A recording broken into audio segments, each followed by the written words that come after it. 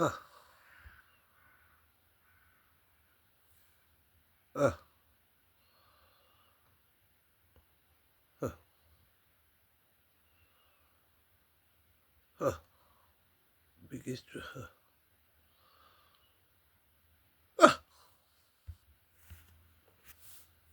Transgender community of India. हम है तमिलनाडु का हिजड़े झटके मतलब झटके किनारे नमस्ते आज हमारा शादी है इसके लिए हम मंगलसूत्र बांधना चाह रहे हैं this festival because it's a very important festival for the Bandel. The biggest transgender festival of India, the Kuvagam.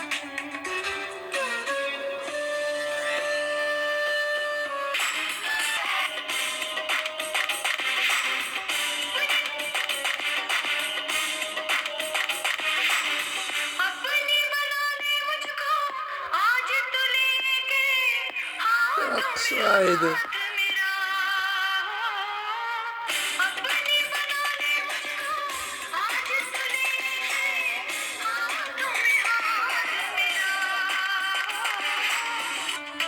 Mining and traveler.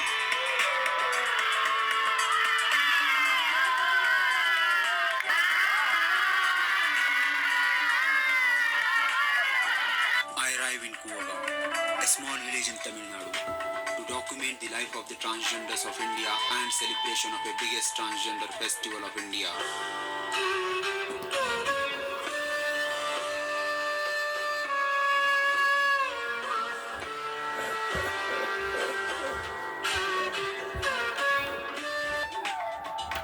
Vilupuram is my base camp, a city 35 kilometers away from Kuvagam, appreciated by transgenders for its open and friendly environment.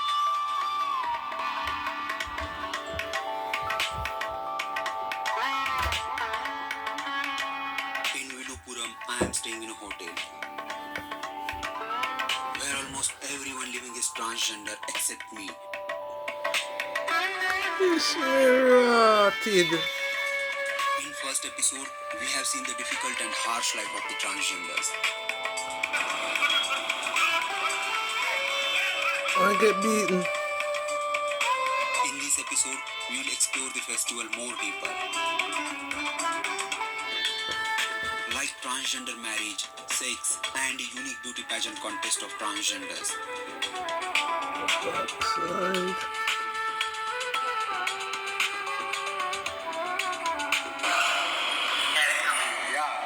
Coming.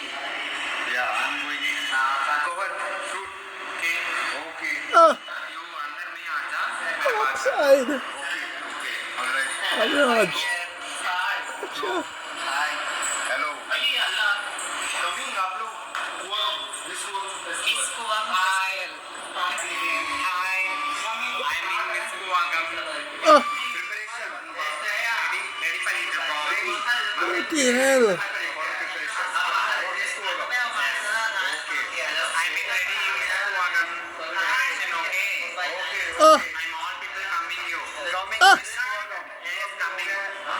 Oh dear.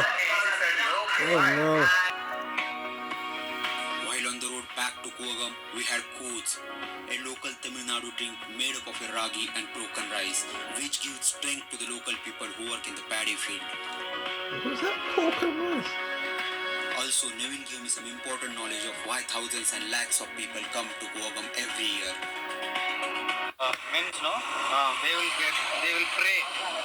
They'll pray something like, if I have some illness, I will pray that if my illness is gone, I will come to Kuvagam and I will put a female costumes and I will pray. I will put the female costumes. They will change into transgender as outfit. Normal people also. Okay. It's kind of a worship. That's why so much people, 1 lakh to 1 lakh. Okay. See. I'm also wedding day today. See the crowd you can find here, right? So we are enjoying a lot and infinite enjoyment. Infinite enjoyment and no words to say. I'm really overwhelmed. Thank you so much. என்னை பொறுத்த வரைக்கும் அப்படின்னா அது என்ன சொல்றது gents நிறைய பேர் இருப்பாங்க. எங்க ஆளுங்க வந்து எப்படி சொல்றதுன்னா, அவங்களால அந்த ஒரு உணர்ச்சி, எந்த ஒரு இதுவுமே கட்டுப்படுத்த முடியாது. இப்ப நீங்க உள்ள வந்து கூட என்ன சொன்னாங்க, இவன் என்னோட ஹஸ்பண்ட், என்னோட மாமா அப்படிங்குவாங்க. அதுல ஒரு சில பேர்னால அவங்களால அந்த உணர்ச்சியை அடக்கவே முடியாது. அப்படிங்கிறப்போ ஒரு பையன் மேல அவங்களுக்கு ஒரு அஃபெக்ஷன், ஒரு ஆசை, ஐயோ அவன் அழகா இருக்கு, அவன் தாடி வச்சிருக்கான், அவன் கண்ணு எனக்கு ரொம்ப பிடிச்சிருக்கு, அவன் ஹாம்சமா இருக்கு அப்படின்றப்போ அவன் அமௌண்ட் கொடுத்தாலும் கொடுக்கலைனாலும் அவன் கூட போய் ஒரு ஹக்காவது பண்ணிட்டு வரணும்னு நினைப்பாங்க. ஒரு சில பேர் மணிக்காகவும் போவாங்க. இல்லை ரொம்ப பசங்க ப்ரொஃபஸ் டென்ஷன் படுத்துவாங்க. 5000 தரேன், 1000 தரேன், 10,000 தரேன்றப்போ எப்பேற்பட்ட ஆளுக்கா இருந்தாலும் ஒரு காசு மேல ஒரு ஆசை வந்துடும். அப்புறமா அவங்க என்ன நினைப்பாங்க, சரி கோயிலுக்கு வந்திருக்கோம், 1000 ரூபாய் கொடுத்தா அப்படின்னா அதை வச்சு நம்ம தாமதம் கொஞ்சம் சாமி கொண்டாடிட்டு செலவு பண்ணிட்டு போகலாம் அப்படின்றதுக்கும் போவாங்க. ஆனா அதிகபட்சம் அவங்களால அந்த ஒரு உணர்ச்சி அடக்க முடியாது. ஏதோ ஒரு பையன் கொஞ்சம் அழகா இருந்துட்டானா அவன் பேசுறதுக்கு முன்னாடி இவங்க எங்காலுங்க போய் பேசுவாங்க. அழகா இருக்க, உன்னோட போன் நம்பர் கொடு, உங்ககிட்ட பேசணும், உங்ககிட்ட பழகலாம், நீ என்ன கல்யாணம் பண்ணிக்கோ, நான் கூட லைஃப் லாங் இருக்கேன், இவங்களே போய் பேச ஆரம்பிப்பாங்க. ஏன்னா ஒரு டிரான்ஸ்ன்றவங்க இப்போ ரீசெண்டா தான் ஃபீமேல் ஆனவங்க. அப்புறக்கப்போ ஒரு பையன் மேல அவங்க மேல ரொம்ப ஆசைப்படுவாங்க. ஒரு இது இருக்கும், அது என்னன்னே சொல்ல தெரியாது. My dad, he was the person that beat us into line. I remember I was playing with this curtain, pretending like the little dome was the head and the tassels were the hair. And I remember getting caught with it and being dragged in front of my whole family in the living room, being like exposed for what I was doing. And I just remember feeling like what I'm doing is wrong. Like I have to feel ashamed to what I'm doing. Can we take a second? Sorry. Ali Aramna. I am 22 years old. Me and my family, we haven't spoken. It's coming up to 7 years of not speaking. I am a trans woman. She, her. When I did transition, I lost like everyone. Ever since I was young, they've always like started conditioning me. Conversion therapy isn't just like an appointment you can just book in. Are being taught from a young age or from whenever you come out that your feelings and that the way you feel is wrong, and the devil is inside of you, and that you need to pray away how you truly feel and how you truly are. I went to this mosque in Birmingham. They need people to go to these imams and talk about their feelings so that they could start praying, so that, you know, when the day of judgment does come, that they're not put in hell. And exactly the words to say the Quran and scriptures to look at for praying away the gay. Home, I had no break from it. Growing up in Lahore, Karachi, and also in Cardiff here. Religion was a very big part of my life. I was going to mosque every single day. My dad, he just literally just wanted to keep up appearances at mosque.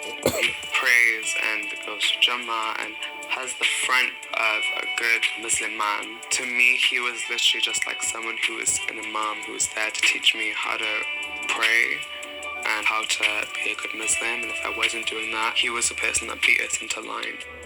When we heard his car pull up on the driveway, and we'd be running to the prayer mats because we were like, if we were not seen on the prayer mats, we'd be getting the beats. There's a lot of anxiety. I remember feeling that for years, like just always hearing the car and just running and just like praying and like just having that fear installed into me from someone who was supposed to be my father, and I'm still numb from it. Come here, Courage. There you are. See, this is Courage, and he's going to pull me through. Okay, Courage. Okay. Pull me, Courage. Pull. Pull. You want to be... I really am sad that I took my voice for granted. Like, I didn't just take it for granted. I hated it. Like, and now, like, I would do anything to have that voice again. Now it's your turn to teach me.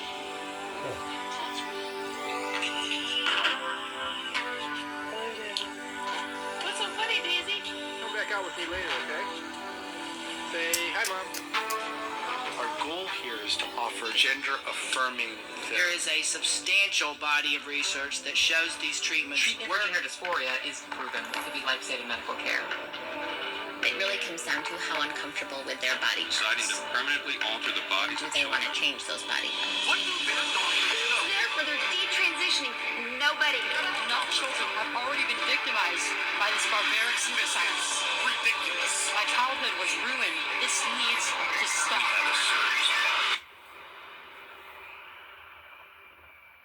I had an alter ego, and he was like this boy that I like customized in my mind of like the ideal boy. Other girls looked so different than I did. They were, you know, expressing themselves very differently. Hey guys, so for today. I was depressed, hopeless, and I was feeling pretty dejected and scared and alone. I didn't like life. Like, I just wanted to stay in my room all day. As you spiral into depression, it really feels like you're in a hole that is so infinitely deep, and the depression just was really debilitating in that I didn't really care about Self-worth is not a real thing. improving myself because I already felt like I was just like I shouldn't have been born. Just having really like dark thoughts. I always just felt very much like there was just something wrong with me, and I was trying to figure it out, and I used the internet to help me do that. That's where I felt like I could diagnose myself. My favorite websites were YouTube and Tumblr. It's such a huge amount of content that I consumed at that time. I mean, I watched a lot of trans people. I watched a lot of, you know, gender transformation videos and saw these people really just like go from female to male visually. Like they looked like men, and I was like, whoa, I didn't even know that it was possible for a woman to pass as a man that well. It's really dark when you think about it, because the people who are consuming this are children, like 13, 14, 15 years old, and it's so easy for them to literally be groomed. I just started looking into all of it. I was like, oh, so there's genderqueer, gender fluid, agender, there's like, you can be a demi-girl, which is when you're like 90% girl, 10% not girl. Like, there's just an infinite amount of ways that you can interpret and express your own gender identity, and your gender identity is who you are, and nobody gets to take that away from you. So hearing that, I just became very, very interested in having a male persona. The more time I spent online, the more it felt like real life, and the more real it felt, which eventually led to me just fully transitioning. 7-inch erect penis. So what do you think of changing your sex because you have a 2.7-inch erect penis? Transmaxing is a transition for personal gain. I don't want to spend 70 hours a week working. Get a personal trainer and become a true man. Well, I don't want to do all those things. It is a cold and calculated decision. Plus, you don't have to worry about, like, birth control or anything. You've never wore a dress.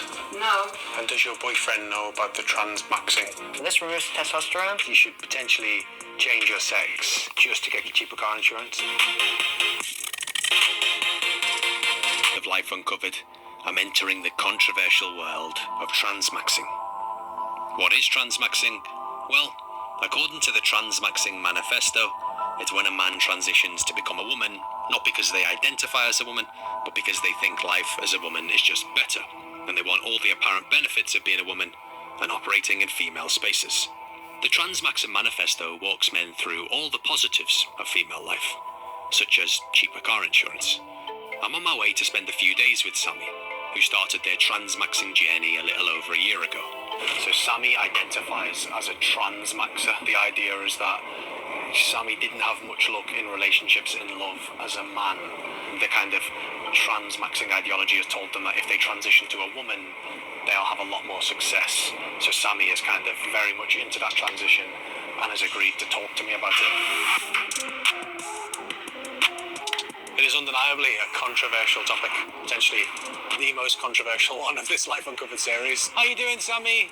I'm Ben. Nice to meet you. Really nice to meet you. Should we go for a little stroll? Like this place, got a nice little spot, a little tiny fridge. Yeah, I got all the essentials. Can I see what's in the fridge? Probably fuck all, but... Let's see, moment of truth. I've got some cakes in there. You're a big fan of AA batteries. Yeah, you need a lot, because I, game quite a bit.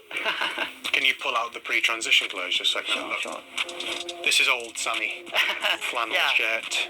Yeah, pretty basic, not too flashy. This is me when I was 20. Hair is starting to recede a little bit. Not a great time in my life. I wouldn't look at that and think, yeah, that is a masculine dude. When I saw this picture, it's like, yeah, I need to do something about my appearance. What did you think a man was at this point? Dominant, successful, outgoing, confident, strong, resilient. How did you think you sat in relation to that? I was a far cry from that. It would take a lot of work to even get close to that. I'm looking at that and I'm like, yeah, you look like a guy. I look like a guy, but I don't look like a manly guy. Would you say that your life was slightly incel-esque? Sure, yeah. Somewhat isolated. Could you get up the kind of transmaxing manifesto? The transmaxing manifesto? I'm sure I can find it. It says there are many potential benefits from transitioning to male to female. The superiority of female aesthetics. Female spaces are cleaner and generally more pleasant. I mean, that is a controversial one. I don't think it's controversial to say that female spaces don't have piss all over the floor. Becoming male to female transsexual is a way better option than being an incel as a male. High quality males will be attracted to you. Being able to extract resources from males. Yeah, having dinner paid for you or getting drinks at a bar. Has it happened? Yeah, so people have started buying you dinners and stuff. Yeah, I've been offered a lot. Really? Yeah. Okay, all right, this one says you can get cheaper car insurance. You should take every advantage given to you. You should potentially change your sex just to get cheaper car insurance, or... I don't think that's a primary reason to transition, but it's definitely a secondary reason. It's got a kind of testimonial, the experience of becoming female. I was only 5'8", and had a 2.7-inch erect penis. Since being on the hormones, I've lost weight, so I'm closer to 5'7" now. I've been on estrogen for 6 months. So what do you think of changing your sex because you have a 2.7-inch erect penis, and you're not that tall? Yeah, I think that's pretty reasonable. So it's better to just disregard the penis altogether. You're not going to please a woman with a 2.7-inch penis. One day when I was wanking, I realised I was still hard after coming. Then I came again and again. I came so many times I wasn't horny for 4 days afterwards. Yeah. At which point I came over 10 times. A week after that, I came 40 plus times in less than an hour. What's that got to do with transitioning to become a woman? I mean, some people do desire that. Desire what? An extreme... intense sexual experience. Alright, so I've just stepped out for a second, and I've got to say that manifesto is one of the wildest things I've read in a long time. This is a group of people who identify as male, saying that they are effectively kind of playing the system. They are transitioning because they think life as a woman is easier. They think they're going to get males who they can take the resources from. They think they might be able to get cheaper car insurance, and it just feels like something that is really going to anger kind of a lot of people. Drop in cinemas April 11. Workout is I like to go hard and as fast and strong. This is 32-year-old Tan. And a lot of the guys can't keep up with that. On the surface, Tan is strong and confident. But for years, Tan has struggled with a conflicted sense of self and a secret. Come on, Tan. Tan was born Tanya, a woman. Oh my gosh. It's one of the most basic ways of identifying ourselves, male or female. You're either one or the other. But for millions of people, their physical gender doesn't line up with their inner sense of self. They are transgender. Imagine your brain in the opposite gender's body. How would you feel? Oh God. What would you do? I was just born in the wrong body. This is a story of transformation. Of different people across America in different stages of life. I'm about to meet these people and witness their journey of change. From the sex they were born to the one they feel they really are. No turning back now, right? America can be inspiring and beautiful. It can also be dark and ugly. It's so many things, but it's ours. It's our America. In the Midwest, in a working-class town, I'm about to meet a person who has shouldered the weight of a secret knowledge their entire life. A man who always felt that he was a she.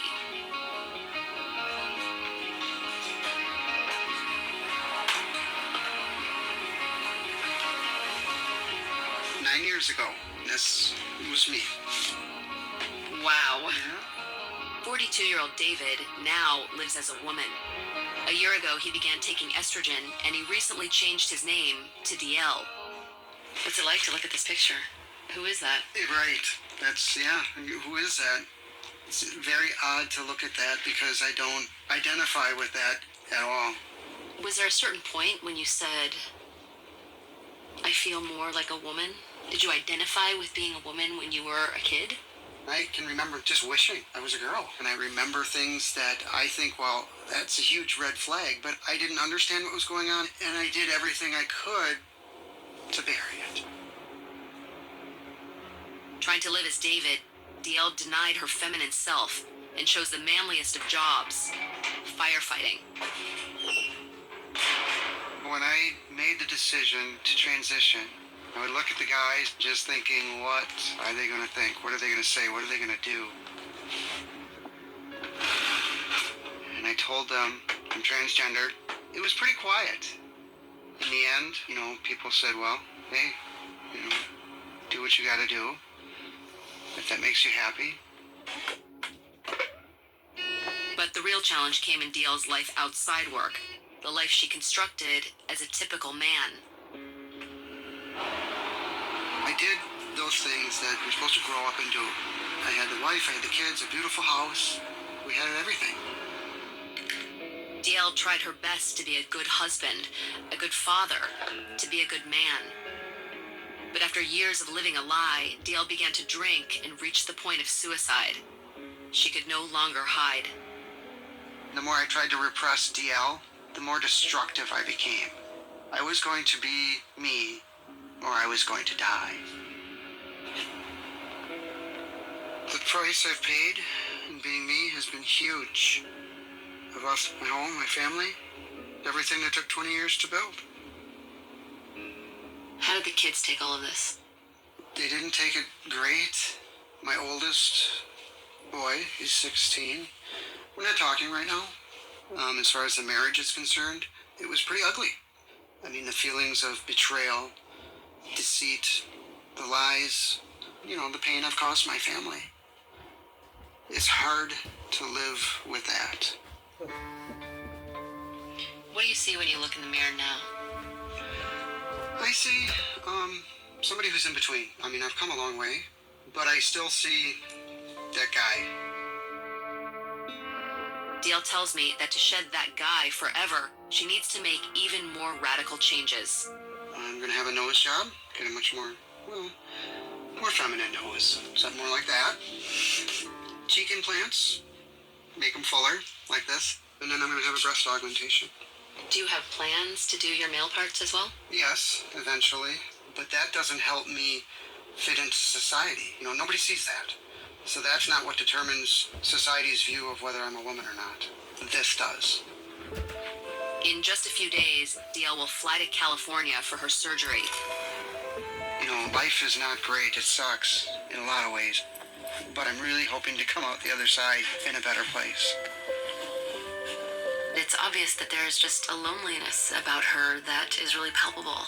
So I hope that in the end, this is what allows her to finally be herself. A recently released HBO documentary went viral. In the scene, congregants at a Unitarian Universalist church are invited by the female pastor to, quote, proclaim their identity publicly as lesbian, gay, bisexual, transgender, queer or questioning, intersex, pansexual, asexual, or any category I've left out, unquote. A mother then pulls her young son, 4 years old it turns out, onto the stage to announce that he's really a girl. But the poor child has no interest in being paraded around like his mother's show pony, so he hands the microphone back, saying that he doesn't want to do it. The mother takes it upon herself to come out on her son's behalf, informing the audience that her son, Phoenix, would, quote, like you to know that she's a girl and she prefers she and her pronouns. Completing this apparently familiar ritual, the pastor hands the child a pink flower as the congregation repeats its creepy affirmation in unison, quote, may you be well, safe, and whole. We honor you exactly as you are. Of course, that's the exact opposite of what they're really doing.